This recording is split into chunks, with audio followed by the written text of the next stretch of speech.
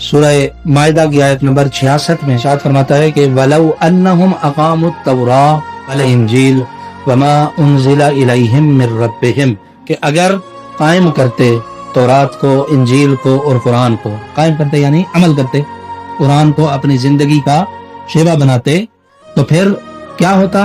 लअकलू मिन फौक़िहिम, ये खाते मिन फौक़िहिम अपने ऊपर से, व मिन तहत अर्जुलिहिम और अपने पैरों के नीचे से। यानी अल्लाह इन्हें आसमान से भी देता और जमीन से भी बेबहार होता, बहुत कुछ देता।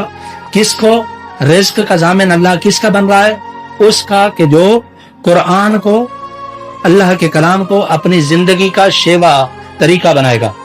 कि जिसने कुरान को अपनी जिंदगी का तरीका बना लिया है उसे अल्लाह देगा, और जो नहीं बना पा रहा कुरान को अपना जिंदगी का तरीका, तो उसने फिर क्या करना है?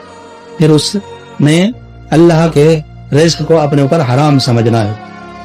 ये एक तरीका है। तो रिज्क है क्या? रिज्क ये नहीं है कि परावानी माल, यानी हम समझते हैं कि जिसकी कोठी बड़ी, जिसका बंगला बड़ा, जिसकी गाड़ी बड़ी, जिसके बैंक में पैसे ज्यादा, उसके पास रिज्क ज्यादा। नहीं, रिज्क ये नहीं है। कसरत के साथ रिज्क नहीं रिज्क होता, बल्कि रिज्क वो है कि तेरे पास थोड़ा हो लेकिन तुझे खुश रखे हुए हो। आप देखें कितने ऐसे लोग हैं कि जिनके पास माल तो बहुत ज्यादा है लेकिन बेचारे खा पी नहीं पा रहे। डॉक्टरों ने मीठा मना किया हुआ है, चावल मना किए हुए हैं, ये मना है, वो मना है। बेचारे गाड़ी में बस बैठते हैं, बड़े बंगलों में बैठते हैं, खा पी कुछ नहीं सकते, मना है सब कुछ। दवाइयां इतनी ज्यादा खाते हैं जी, इनका माल हाकिम हकीम खाते हैं।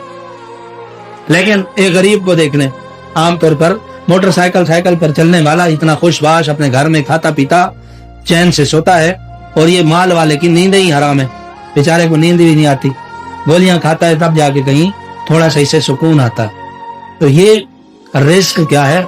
रिस्क यही कि जिसके पास थोड़ा ही क्यों ना हो उसे सुकून दे, आराम दे, इत्मीनान दे, खुशी दे, ये रिस्क है।